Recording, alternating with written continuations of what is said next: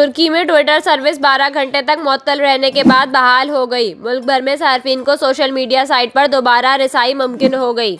गुज़िश्ता रोज़ तुर्की में ट्विटर तक रसाई नामुमकिन हो गई थी। सार्फिन को ट्विटर इस्तेमाल करने के लिए VPN सर्विस इस्तेमाल करनी पड़ रही है। ज़लज़ले के बाद हुकूमती इमदादी कार्रवाइयों पर बढ़ती हुई ऑनलाइन तनकीद के बाद मुल्क में ट्विटर सर्विस मुअत्तल कर दी गई थी। दूसरी जानिब तुर्की में इश्तियाल अंगेज सोशल मीडिया पोस्ट पर तुर्क पुलिस ने 18 अफराद को हिरासत में ले लिया है। हिरासत में लिए गए अफराद ने ज़लज़ले के बाद की हुकूमती इमदादी सरगर्मियों को तनकीद का निशाना बनाया था।